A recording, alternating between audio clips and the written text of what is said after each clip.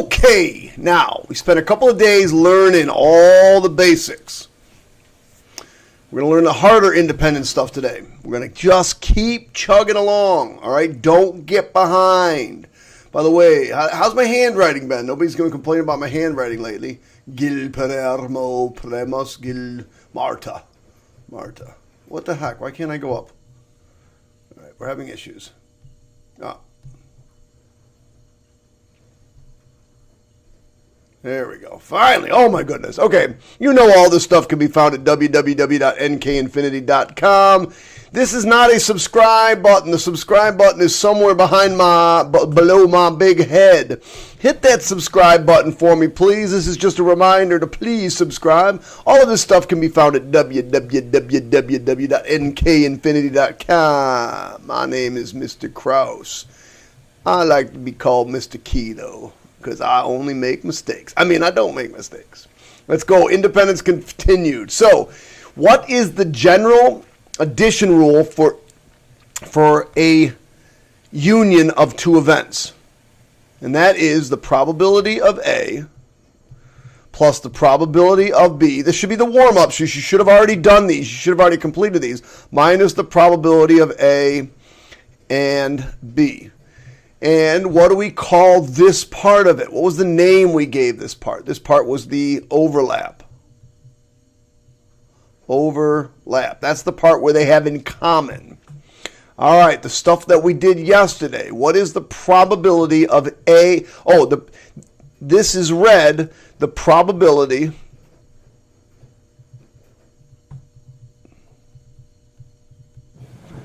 of A given B, or given that B has already occurred.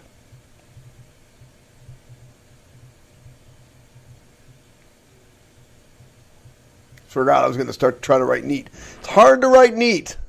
I'm not even looking what I'm writing on, and this is what I'm writing on. This is another heads up. This is what I'm writing on, right? So it's just a plain black slate. It's difficult to write on. All right. This is the probability. Whoa. Woo. I copy and pasted, and I didn't turn these around. So on the actual document, this will say B given A. So yours probably says B given A if you have a copy of my document. If you're just watching my videos, then you don't have this. But this is the probability. So we've got to mark that. All my mistakes. Hate making mistakes. Otherwise, that's why I'm called Mr. Key. The probability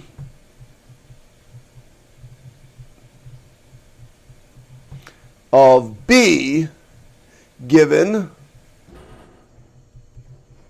that A has already occurred.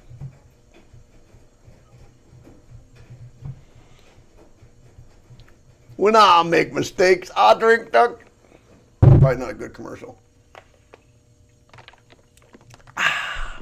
If A and B are independent, remind yourself, if A and P are independent, then B has nothing to do with A. Therefore, the probability of A given B is equal to the probability of A. It's as if B didn't occur and B doesn't. We don't even care about B. If A and B are independent, then the probability of A and B is equal to the probability of A times the probability of B. Remember, these are our tests for independence.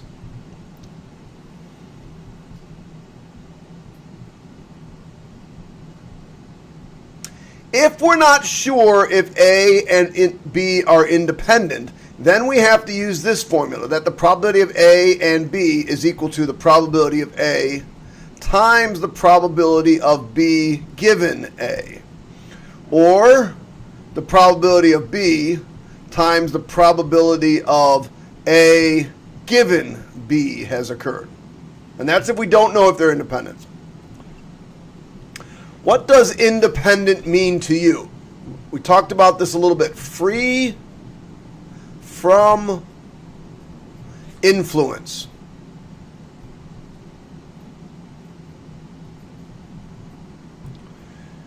If we have knowledge, that's huge. Free from influence. If we have knowledge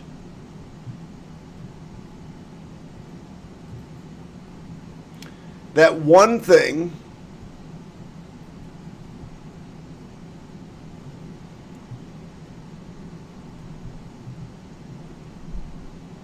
has happened.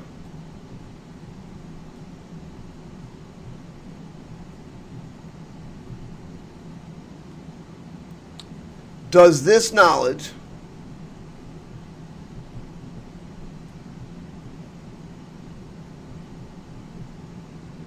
hopefully I'm not bleeding on my face. You'll notice I just cut my hair. I'll have to look. Change the way we think about the other thing. Change the way we think about the other event or other thing. If no, if it doesn't change the way you think, then they're independent. If no, then they're independent. Label the diagrams below that shows two events A and B are disjoint. Remember, disjoint means nothing in common. Or we could say, and the real good math knowledge is they are mutually exclusive. Disjoint and mutually exclusive basically mean the same thing. And this is the disjoint one. Disjoint. What does disjoint mean?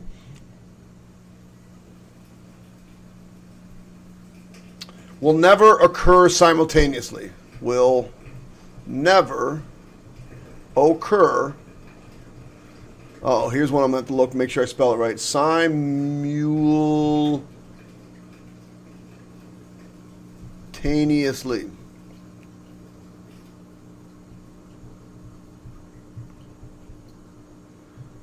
In other words, they are mutually exclusive, which is the definition I got right. And then mutually exclusive describes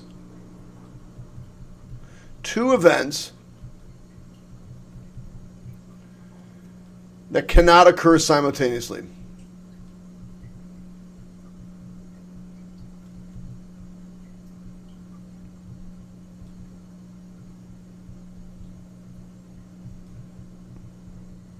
So mutually exclusive and disjoint mean basically the same thing. However, I want to make sure I stress this, and I left it in here in red, and I want you to highlight it. It has nothing to do with independence. It has nothing to do with independence. Just because two things are disjoint or mutually exclusive, it does not have to do with independence. All right, so that's our warm-up. That's the stuff we've talked about. Now we're going to start working on some problemos. So if you're feeling comfortable, then go ahead and try these problems on your own. If you're not feeling comfortable, then you can watch me walk through these, and it'll help you for your homework assignment. But if you're feeling comfortable with these formulas, then try to use them. Come back and see how you did. Scrub through one of the, the first next minute or two and see how you did on this one. If A and B are independent, then I know that the probability of A or B is equal to, well, probability of A or B is equal to the probability of A plus the probability of B minus the probability of A and B. So why did I give you this independence when I'm talking about an OR situation? And I did that because of this. We have a rule for independence. If two events are independent, then I know this, that the probability of A and B, the probability of A and B, and because they're independent, is equal to the probability of A times the probability of B, because they're independent. So if I come back to my formula here, then this becomes the probability of A plus the probability of B, not minus the probability of A and B. I'm going to use what it's equivalent to, and that is minus the probability of A times the probability of B. And I can only do that because I was told that the two events were independent. Otherwise, I couldn't do that. Otherwise, I'm not sure how I would do this problem. So, probability of A is 0.19. The probability of B is 0.38. Minus the probability of A, 0.19, times 0.38. Well, this I'm going to use my calculator for. And I'm going to use it so I can check to make sure what I wrote on my answer key is correct. Well, let me get rid of that. Don't need that to see. So let's go into calculator mode. And we're going to do 0.19 plus 0.38 minus 0.19 times 0.38, press enter, and I get 0.4978. So this is equal to 0.4978. That's the probability of A or B. All right, let's see what we got. Now this time I was given that the probability of A or B is equal to 0.76, and the probability of A is 0.52. And I was also given that A and B are independent. Then, I want to know what probability of B equals. Well, let me see. I know then that, let's go off here to the side, that the probability, I need some room, that the probability of A or B is equal to the probability of A plus the probability of B minus the probability of A times the probability of B. Now, do I know that? I do know that, just like on the last one, because they're independent. This is really the probability of A and B, but because I know that they're independent, I can replace that with this. Okay, so we're going to come back and answer that question. But we're going to use this formula.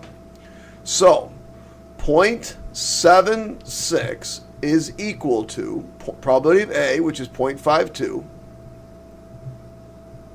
plus the probability of B, minus 0.52 times the probability of B. And now it's about to get weird in a second. We're going to subtract off this 0.52 from over here. All right, I don't like showing that work, so we're just going to subtract off 0.52, and I'm going to get 0.24 equals the probability of B minus 0.52 times the probability of B. Now here's the part that you're going to may or may not struggle with. If I told you it was this, if I did this instead, x minus 0.52x, that might be easier for you to think about, but I shouldn't necessarily have to do that, but if that's what you want to do, that's okay. But this is what I have.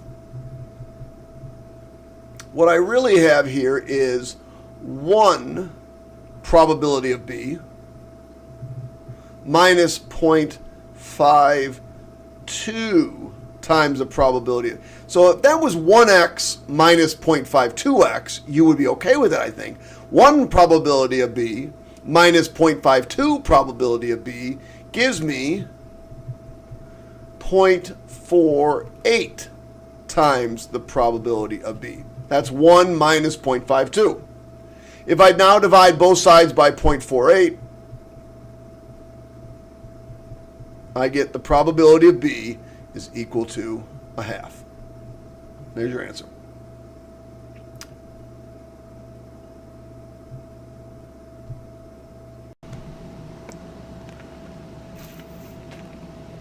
I wish I could become independent of my coffee. Oh, nailed another commercial. I get so excited. Okay. Oh, wait a second. Now be careful what I gave you here. Careful, careful, careful. In this problem, I said, are they independent? So in your brain, you got to be thinking of two things. Does the probability of A equal the probability of A given that B happened? Or does the probability of B equal the probability of B given that A has happened? Well, those two are the same, basically, just written differently. Or does the probability of A and B equal the probability of A times the probability of B? So those are our two choices. These are our two choices, 1 or 2, to show independence. So when I'm done, I ought to be able to make one of these two tests or claim, or show that it doesn't work. So let's see what we were given. We were given the probability of A and B. Oh, this is an easy one. And we were given the probability of B, and we were given the probability of A. So one of my tests for independence is the probability of A and B is equal to the probability of A times the probability of B. Well, let's see. We were given that this is 0.255. Does that equal, it's like our question here, 0.85 times 0.3? Well, I'll go over our calculator. Not that. Not that either. 0.85 times 0.3. 0.255. So 0.255 equals 0.255. Now you should write yourself a little statement. Since the probability of A and B is equal to the probability of A times the probability of B, we know that events A and B are independent.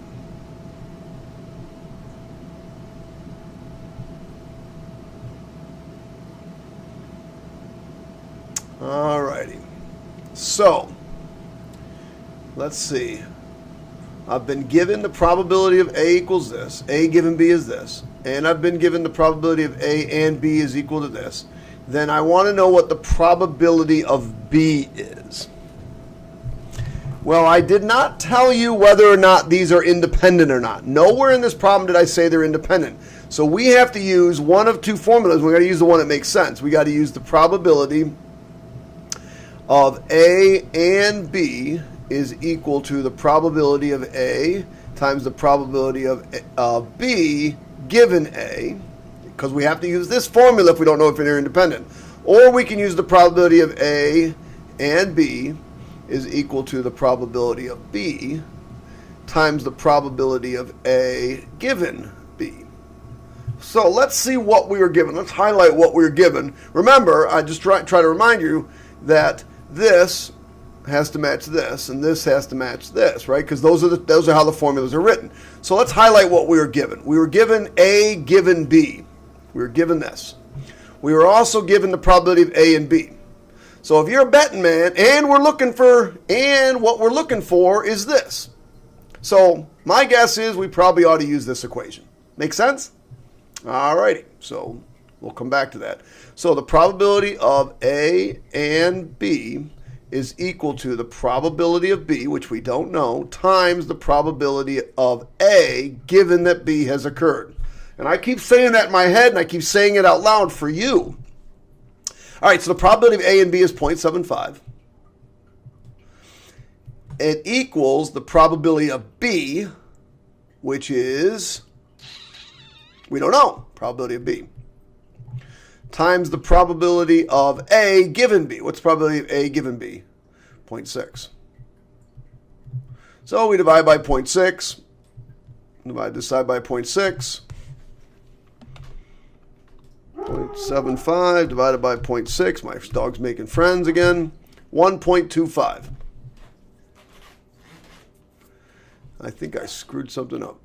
Oh, yeah. Do you see how I came up with a probability bigger than 1? That doesn't even make any sense. Don't hand me a probability bigger than 1. I told you at the beginning that the rules for probability state that it has to be between 0 and 1. So as soon as I got a probability of 125%, I knew something was wrong. And let's go back. You can find it right here. It's 0.75. 0.75. So I go back here, I go 0.075 divided by 0.6, and I get 0.125. So the probability of B is equal to 0.125. All right, last example before we hit 2A tables. Let's see what we got.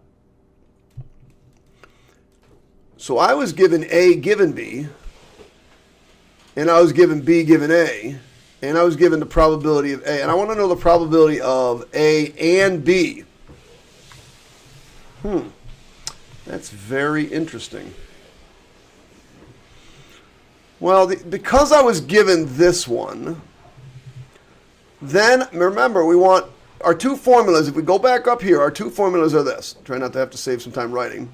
These are our two formulas, the one circled in blue. So let me unhighlight the yellow and the blue. Okay, get rid of that yellow. Now let's see what we got. Let's highlight all the things we got. We got the probability of A.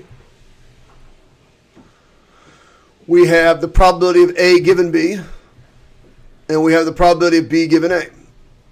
Now, which formula do we want to use this time? Which formula do we have two things and we need one? Yeah, clearly we now want to use this formula. So, probability of A given B is equal to the probability of A times the probability of B given A. Don't forget, those two things have to match. So this is equal to 0.5 times the probability of B given A, 0.22. So this is equal to, let me make sure I got it right, 0.5 times 0.22, 0.11, obviously. Half of a 0.1. All right, kids, there's your practice. You got to know those formulas. All right, so sometimes data's not collected and just giving you the answers. Sometimes you actually have to collect your own data and throw it into what's called two-way tables. Or you're going to organize your data in a way that it makes sense. So here's what we got. Oh, yeah, I forgot to say. And the good news is all the formulas that we've already used are going to help us in this. So here's what we got. The data below shows the... Interesting. I think I'm hiding my notes again. I got to write myself a note. I believe this is data from Mrs. Newman, Algebra 2 kids' scores. And what she did was she talked to them about the number of hours that they study per week and what they got on their Algebra 2 Regents Exam. So what we've done then is organize this. We've organized this into kids that studied 0 hours, 1.5 hours, or 6 or more hours. We've also grouped them by kids that got a 65 or failed less than 65. We got the group from 65 to 85, passed but did not get mastery. And we got the kids that got mastery. Notice over here we've got totals. So, what do you call this area of a piece of paper? What do you call this area of a piece of paper? What do you call the area on top? Oops, I should probably show it on top. What do you call this area right up here on top? And the area on the bottom of a piece of paper. What is this stuff called? Do you remember? When you go into Microsoft Word and you set up the margins? Yes. So the totals, let me get rid of my highlighting. The totals will be the margins, otherwise known as the marginal frequency. I had to highlight that. It wasn't supposed to be in your notes. So you probably have a blue circle with nothing in it. So it's called the marginal frequencies. It's called the margins because it's out here in the margins. So they're marginal frequencies. Frequency means how many, right? So these are the marginals. Marginal totals. Those generally will not be given to you. Those generally will not be given to you. In fact, those probably aren't already in your graph, but maybe they are. I haven't decided whether or not I'm going to take them out or put them in. I think I want them out. So if they're out, if those are out and they're not in your table right now, then you need to add in 32, 48, and 87, add up to 167. You got to add in 22, 99, and 46. I'm going to guess this isn't just Mrs. Newman's kids because there's 167 of them. I think what this is data we collected on all of our kids last year. Or maybe it's just fictitious data. I don't know. The stuff on the inside, since it's not in the marginals, is called the joint frequencies. When you put two pieces of wood together, right? For those who've done constructions, when you put two pieces of wood together and they form a really tight joint, it's where this meets this, right? And they make a firm joint.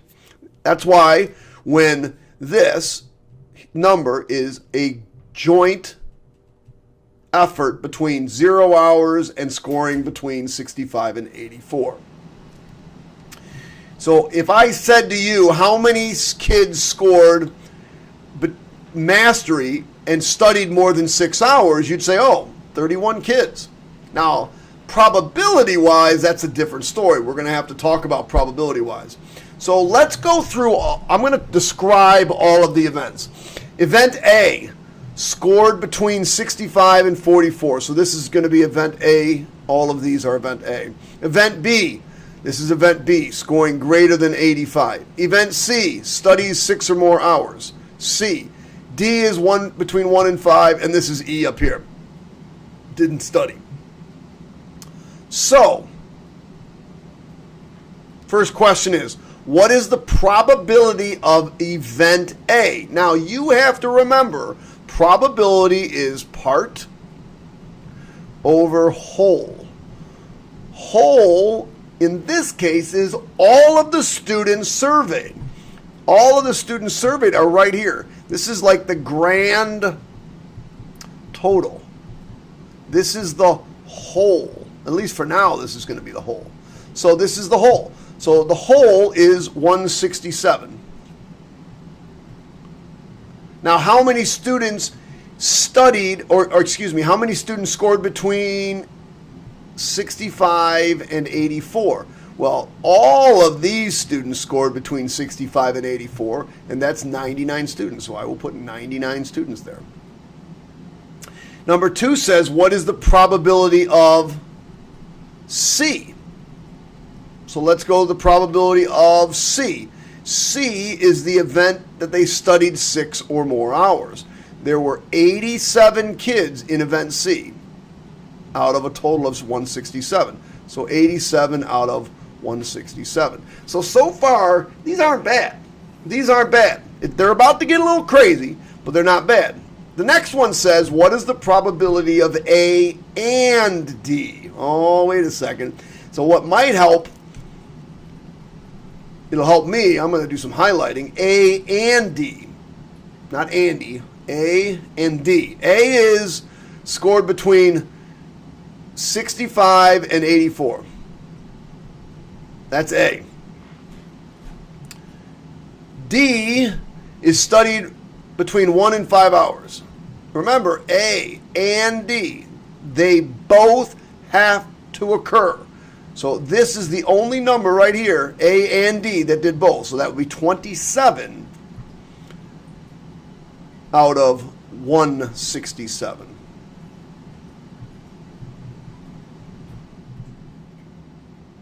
The next one is E or B. So let me get rid of my stuff. E or B. Oh, that's an interesting one. No, E and B. Oh, good. E and B. E does not study. There's E.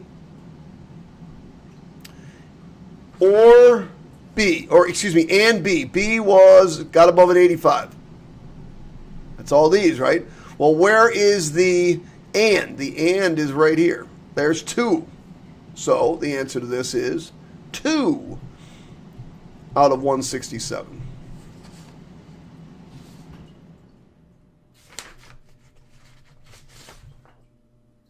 Oh, we don't even do conditional probabilities today. We must be doing them tomorrow.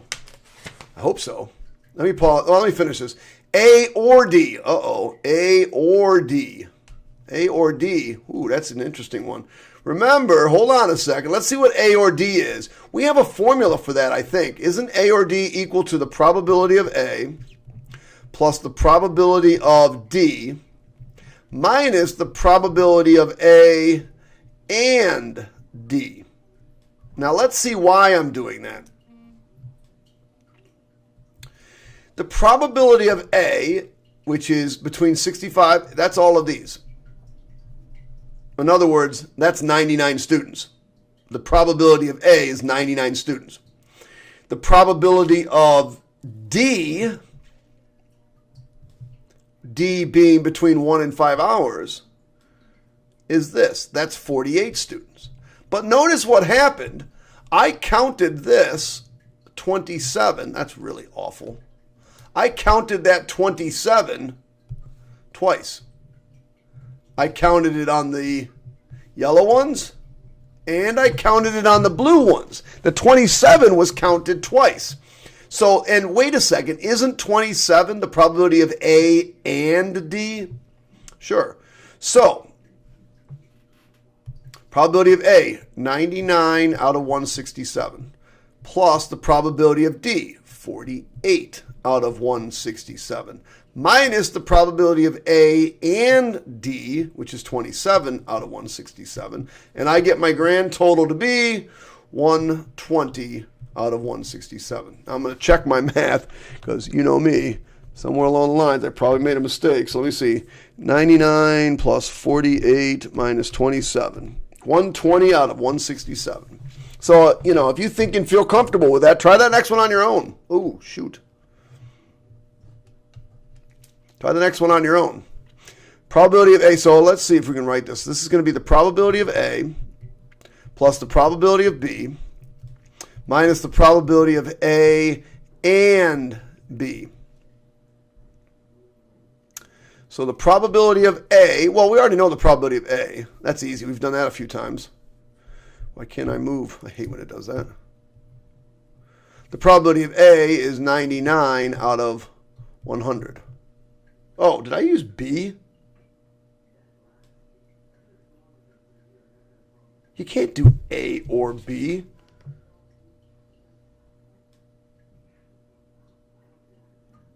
Oh. Yes, you can. Yes, you can. We're going to talk about it. I forgot why I put this one in there. I got a little messed up. What is the probability of A? They scored above an 85, or they scored between 65 and 84. So plus, now if I go up here and I figure out the probability of B, which is, so B is these, probability A is these, so that's 46 out of 1, and this shouldn't be out of 100. This should be out of 167. 199 out of 167, and then 46 out of 167, minus, let's see what the overlap is. Well, it might be helped to highlight. Let's highlight. So I'm going to highlight event A and event B. Do they have any overlap? Is there any overlap at all? No, there is not. That's because they are independent events. Or they're mutually exclusive. They have nothing in common. They're not really not independent, but they're mutually exclusive. So they're because they're disjoint or have no events in common. The answer is 0. So therefore, this is just equal to those, which is be what, 145 over 167. All right. Oh man, why did I give you the totals again?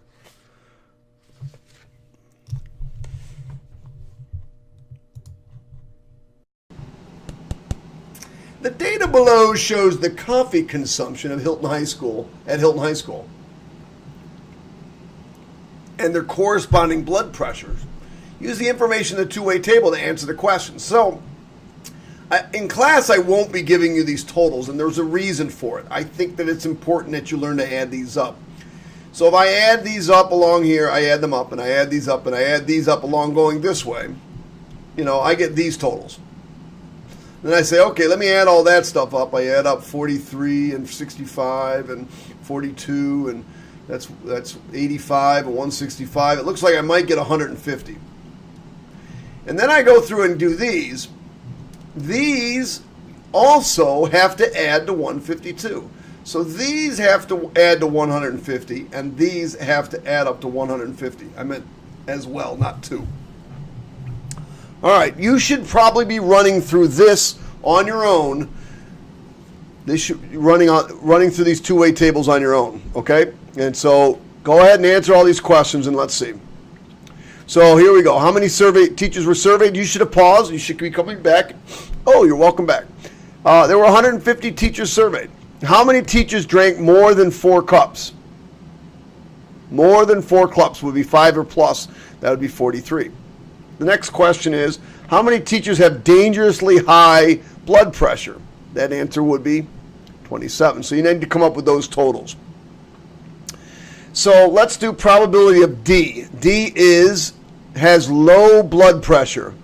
Probability of D. Now I didn't say anything else, just D. Well, there are 12 people out of 150. So the probability of low blood pressure would be 12 out of 150. And you don't need to reduce that. What's A? Drinks 0 or 1 cups of coffee. Well, all of these people drink 0 or 1 cup of coffee. So that would be 42 people out of 150. Probability of C and F. C and F. So C and F. Now remember, with ands, they both have to be true. So drinks more than 5 cups of coffee and has dangerously high blood pressure. The only thing that is an and is this one right here. So that would be 5 out of 150.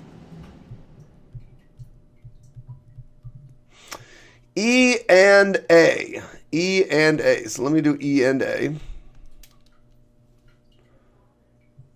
So E and A. So A is drink 0 to 1 cups of coffee. And E, which has high blood pressure.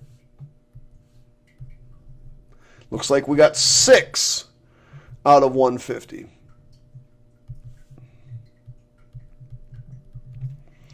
B and F. B and F. B is 2 to 4 cups of coffee. F has dangerously high blood pressure. Their combination, the only one that they have in common is this 13 right here. So that would be 13 out of 150. All right, so now we're going to get to the harder ones, the ORs. So remember, just because this is C and F, this is the probability of C plus the probability of F minus the overlap, minus the ones that we count twice, C and F. Now, have I done any of these yet? I've done C and F. Well, I've done C and F. It's right here. So that's minus, at the end, we're going to have a minus 5 over 150. Let's see what else we got. Oh, probability of C or F. C or F. So C is drinks 5 or more cups of coffee. And F is dangerously high blood pressure. So that is the 43. Oops, it grabbed the wrong one.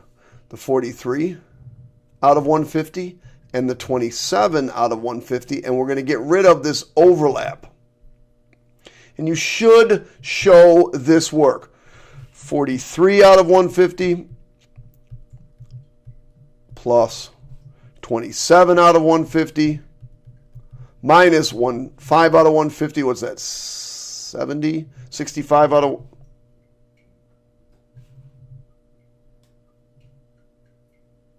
Yeah, this should be 65 out of 150, right? 7, that's 50, 70. Yeah, 65. I have a mistake. I know it's hard to believe. So B or E. Let's do B or E. B or E. So Let's go through it. B drinks 2 to 4 cups of coffee. E has high blood pressure. Oops. Has high blood pressure. So we need to have all of those that have high blood pressure, all of those that drink 2 to 4 cups of coffee, but we got to get rid of the overlap. So this is going to be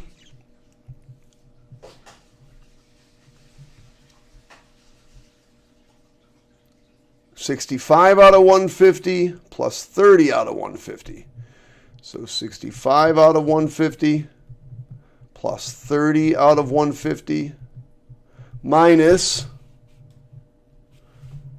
13 out of 150. For a total of, let's see, that's 95, 82 out of 150.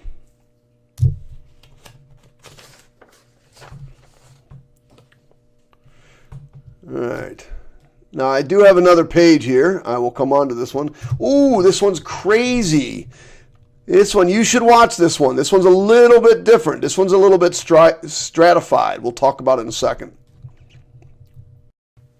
All right, so we got a little bit of an issue here. The town of Parma is one of the finalists for a new multi-sport complex. The complex is supposed to be over 100,000 square feet and has been met with quite a bit of backlash from members of the community.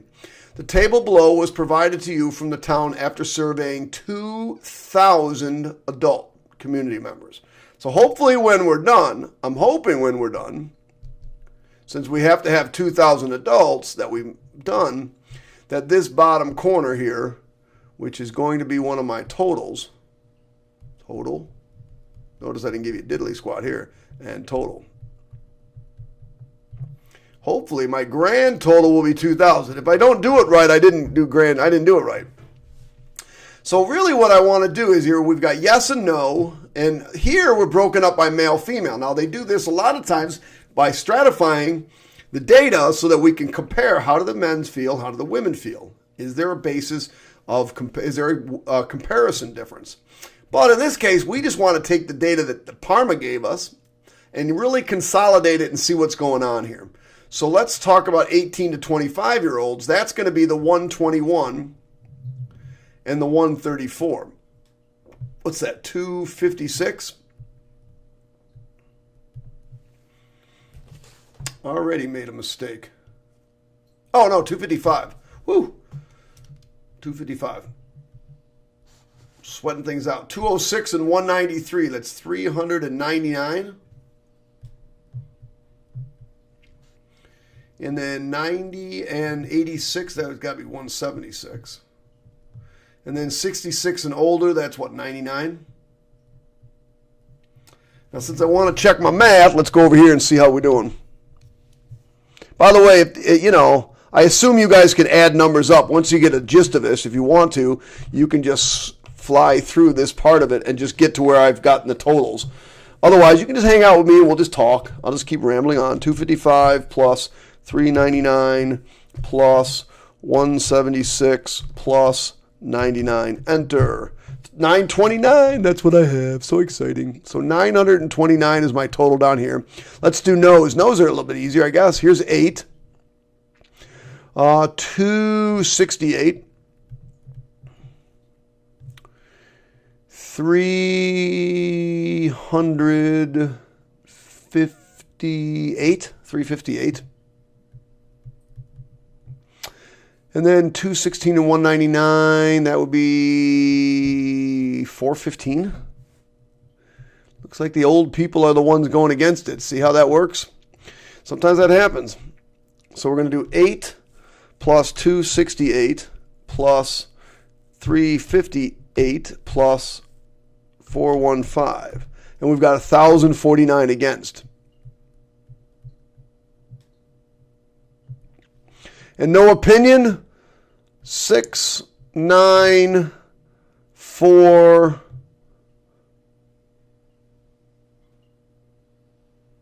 and 3.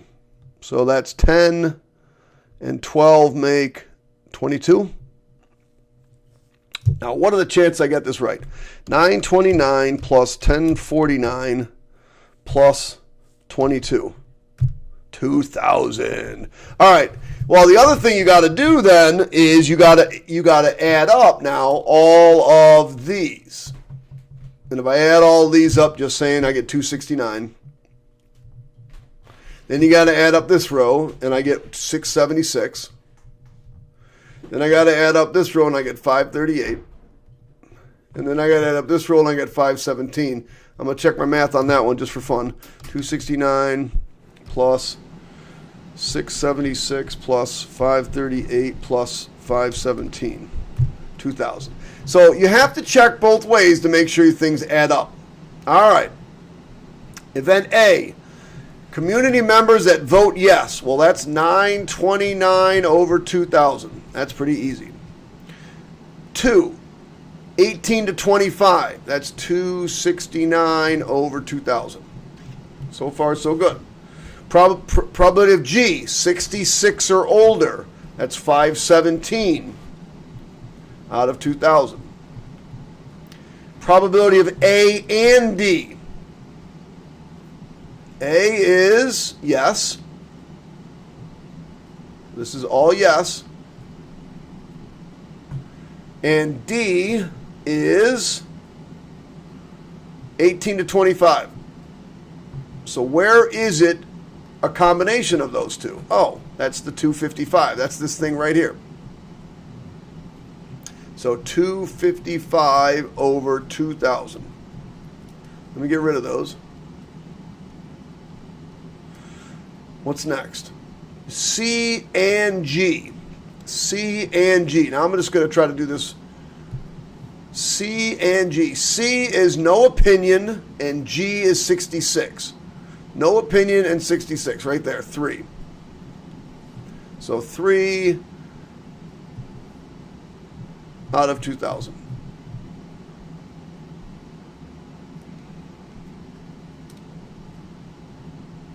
The next one is B and F. Vote no and 41 to 65. So here's no, 41 to 65 right there. 358 over 2,000.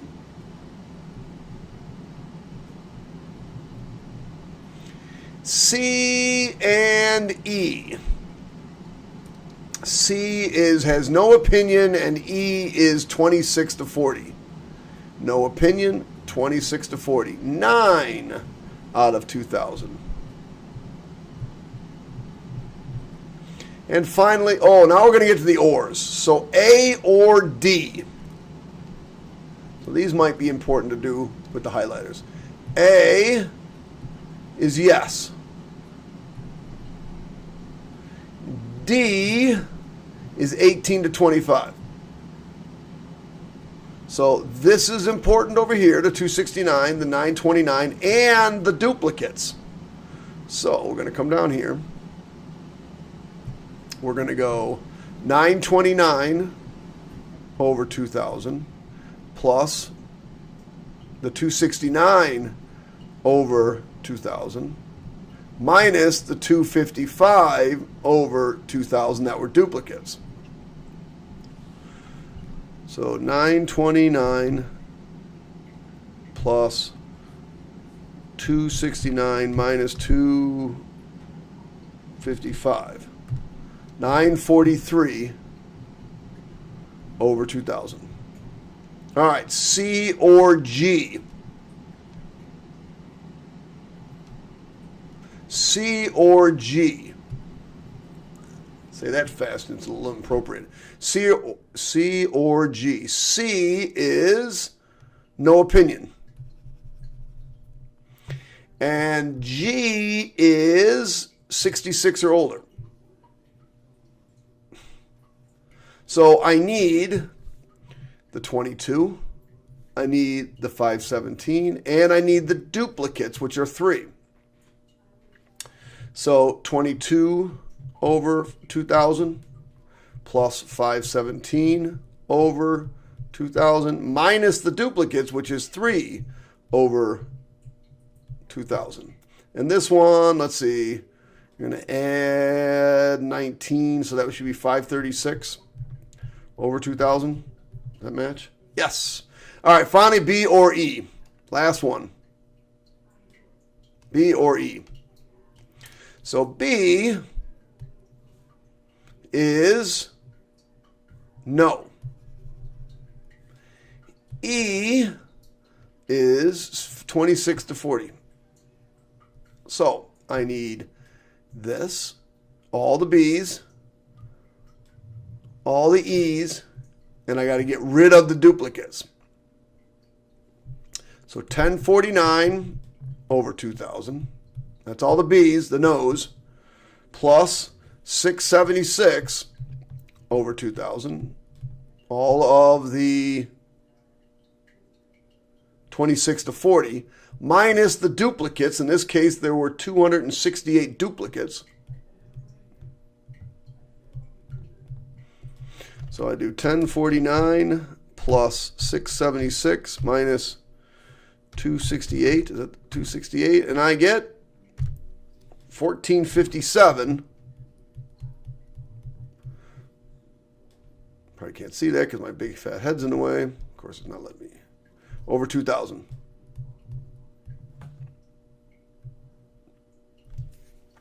All right, there it is. There's two-way tables. Now, tomorrow, we're going to be doing conditional two-way tables. They're a little bit trickier.